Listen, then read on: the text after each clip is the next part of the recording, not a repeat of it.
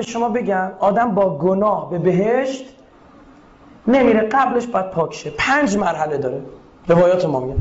اول تو این دنیا گناهات پاک میشه، مشکلاتی که برای مؤمن به وجود میاد کفاره گناهاشه. ولو خار تو دستش بره، امام صادق میفهمه. خواب بد ببینی، تو خواب بترسی، خدا دنبال بهانه میگرده ببخشه، کفاره گناهات قرار میده. مرحله دوم مرحله مرگ. اینم بهتون بگم کلا هر مرحله صاف نشه بره مرحله بعد بدتره. مرحله بعد خیلی زورش بیشتره، همون میزان باید بلای بیشتری سرت بیاد. تا مثل یه جنسی که تا نرمه راحت میشه به شکل داد، هرچی سفت‌تر میشه چیه؟ کار به تراشیدن دیگه میرسه. اینم همینجوری. مرحله مرگی که خیلی اوضاع خرابه، جوری جون میکنن از آدم که پنبه از خار مغیلان میخوان جدا کنن. حضرت عیسی پسر حضرت نوح زنده کرد، به مردم معجزاتش بود. کسی که زنده کرد پسر حضرت نوح بود. بعد گفت خوبه، گفت جان حال امروزش بخوام، گفت جان مادر دیگه این کارو نکنی. گفت دیگه باز نخواستی یه جا بری پیغمبرت ثابت کنی من بدبخت رو دوباره زنده نکنی. گفت من یاد لحظه مرگ میافتم، هوس زنده کرد گفت شدن به دلم نمیاد. چجوری جون دادم. مرحله سوم تو جون دادن هم گناهاش پاک نشد، میرسه به مرحله سوم که تو برزخ. تا روز قیامت، روز محشر، تو یک بهشت یا جهنم برزخیشون هست. چی عرض کردم؟ چون گناه داره چیه؟ جهنم برزخی. تا پاکه. حالا کی تا قیامت مونده؟ فقط من بهتون میگم از برخی از روایات برمیاد آخرین حکومتی که روی زمین تشکیل میشه حکومت آقا رسول الله 55,000 سال. قبلش حکومت امیرالمومنین تو حادث رجعت داریم 44,000 سال. اما میگم رقم سنگینه. توی اون عدد نجومیه به قولی. تو اون جهنم برزخی بود باباش به در سر چشش. شما دیدید بعضی تو جهنم برزخی هستن دیگه عذابشون تموم میشه. چرا؟ چون گناهی که کردن چی میشه؟ صاف میشه، میفرستنش بهشت. بهشت برزخی. بعضی اصلا اونجا هم تموم نمیشه. میرسه روز حشر، خیلی سخته. که اصلا میدید چون نور نیست، از الشمس کورت و از النجوم انکدرت، قبلش همین رو تموم شده رفته. نور نیست، تاریکی مثل تیر توی تیردون که محکم وایستادی، مثل فشنگ تو خشاب، کنار همدیگه اینجوری مبعوث میشه. مادر بچه‌شو نمیشناسه، برادرتو نمیشناسه، ببینی داره سیریشت میشه با سر با لغت میکنی تو صورتش فرار کنی. بعد میگه بگرد پیدا کن حق فلانی رو که خوردی. الله اکبر. بعد میگه کجا هست؟ میگه به ما چه، برو بگرد پیدا کن. نوری هم نیست. تو بین صدها میلیارد نفر جمعیت 500,000 سال میچرخی یارو رو پیدا میکنیم، میگه 60 نفر یخش کرده. تا تو رو میبینه چنان میگیردت که چون میخواد جواب اونا رو بده، چیزی نداره دیگه. ثوابات تمام میشن، گناهایی رو میذارن اون گردنت. بعد حالا فرض کن کسی که بیت المال بخوره با چند نفر تعرفه؟ 70 میلیون میان میگن نفر 1 قرون ما رو بده. از 1 قرونشون نمیگذرن. بهتون بگم چون 1 قرونه اونور وزنی منور میکنه، نخواهن گذشت. کسایی که تو این دنیا دنبال صاف کردن حق الناس رفتن، خدا این لطفو بهشون میکنه اون دنیا که چی؟ بتونن آدمه رو سریع پیدا کنن. اما چک و چونه زدن با او بازم با خودشونه. بابا شما به 1 نفر بدهی داشته باشی راحت‌تر یا به 70 میلیون. ببین اینه که بیت المال مخ آدم سوت میکشه. اینه که علی ابن ابی طالب چراغ خاموش میکرد، یه چراغ دیگه روشن میکرد. اینا ادا نبود. امیر مومنان نوشت بابا نامه‌هایی که برای من می‌نویسید، نامه‌های اداری، سر قلماتون رو ریز کنید، فاصله خطا رو کمتر کنید، به جای 2 صفحه بشه 1 صفحه.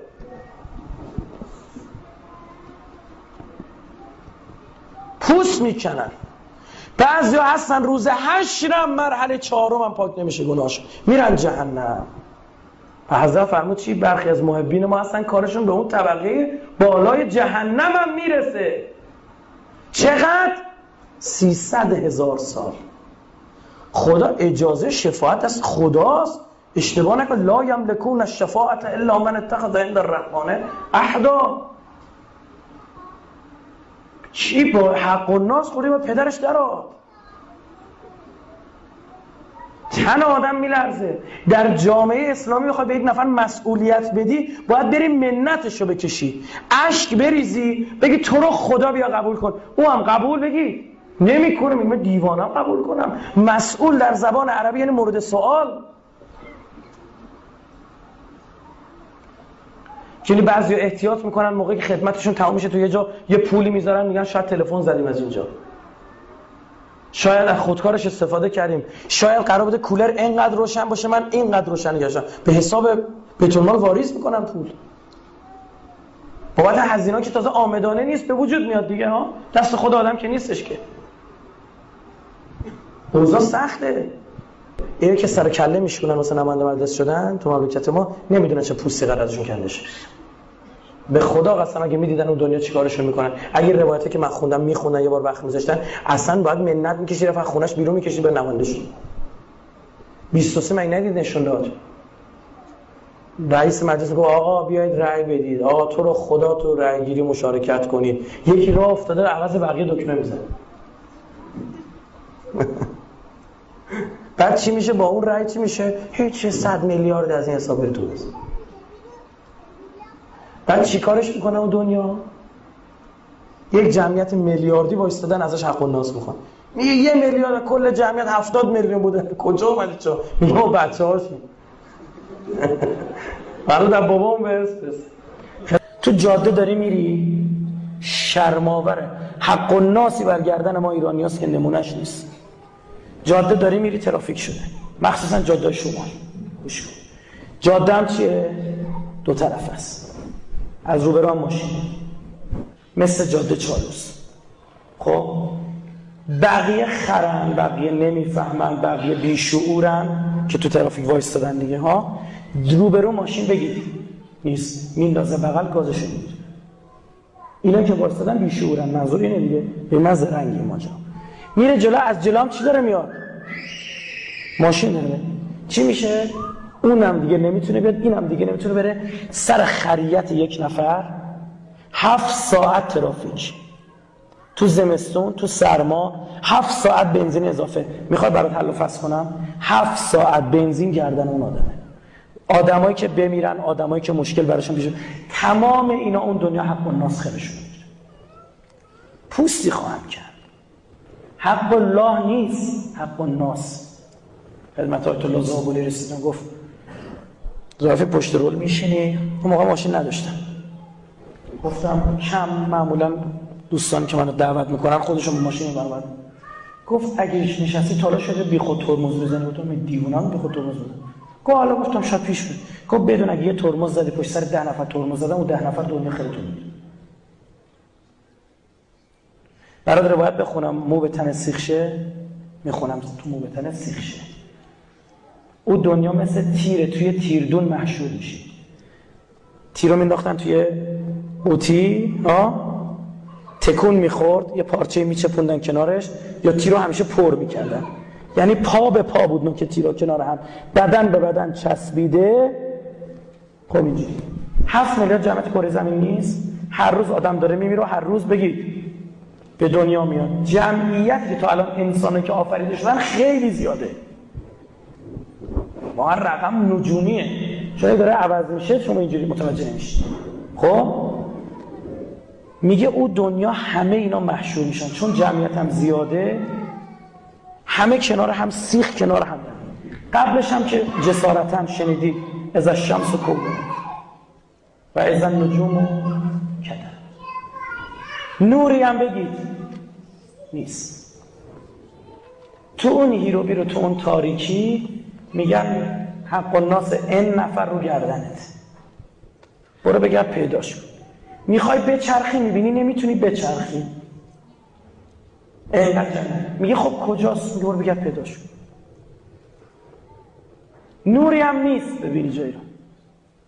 500,000 سال میگردی یکیشونو پیدا میکن. همینجوری پرسون کردن فلانی کجای، هم دارن میگردن ها، سر صدای بلند. فکر خدا میگذره، خدا از شهید حق الناس رو پس میکشه. از شهید میگه شهید شده خون دادی در راه من، اول حق بندامو بده بعد بهش. و میگه چی میشه؟ شهیدی که میخواد تو رتبه آ باشه، از ثواباش بابت حق الناس داده میشه، میشه رتبهش بی، حسرت میکشه.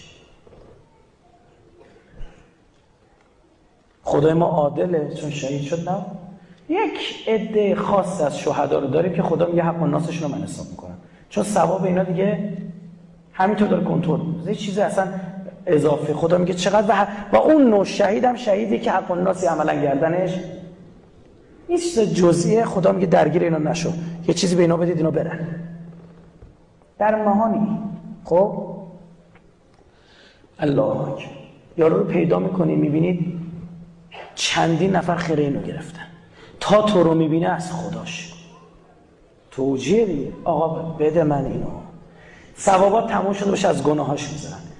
بعد من سوال دارم، اون آدم، حالا فهمیدی چرا بهم میگم خریت دیگه، اون کسی که این کارو میکنه و این ترافیک رو به وجود میاره، چقدر پول بنزینی که یاران خورده 3000 تومان 1000 تومان فروختن به تو 2000 تومان به حسابش می‌نویسن. چقدر آدمایی که گفتن به کاراشون میخوان برسن، چقدر آقا طرف تو ترافیک گیر میکنه نسبت به جمهوری اسلامی، بعدش میاد از جمهوری اسلامی نسبت به اسلام بدبین میشه، بدبینی این آدم نسبت به اسلام رو گردن می‌نویسه.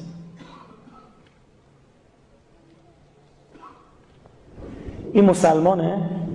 میبینیم یک جاهای ما مسلمان بگید مؤمن که نیستیم، مسلمان هم نیستیم، اسلام مال شدیم. چون توی جامعه اسلامی به دنیا آمدیم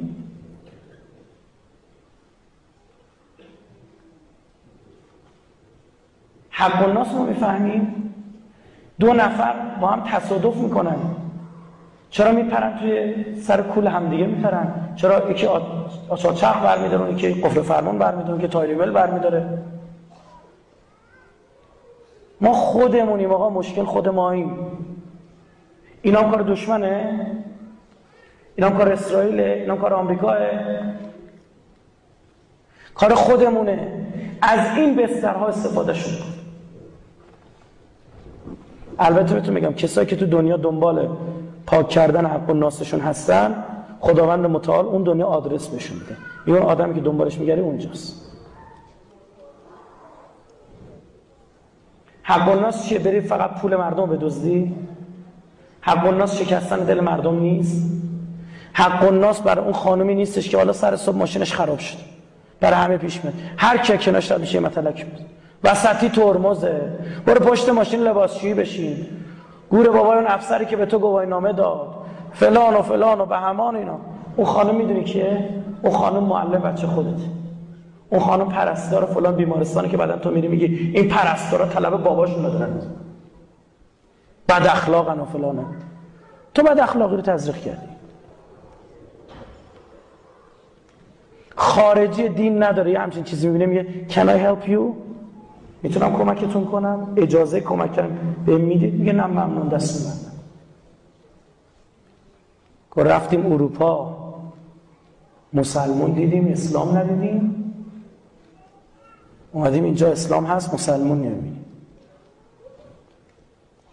احترام به حقوق دیگه حق الناس. بابا از خدا هم نمیترسیم. ما لکم لا ترجون لله وقارا، برای خدا وقار هم دیگه قائل نیستید.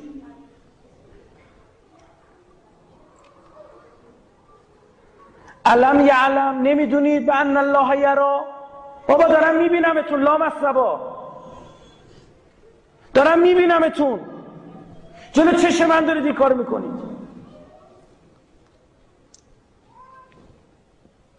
باید گریست.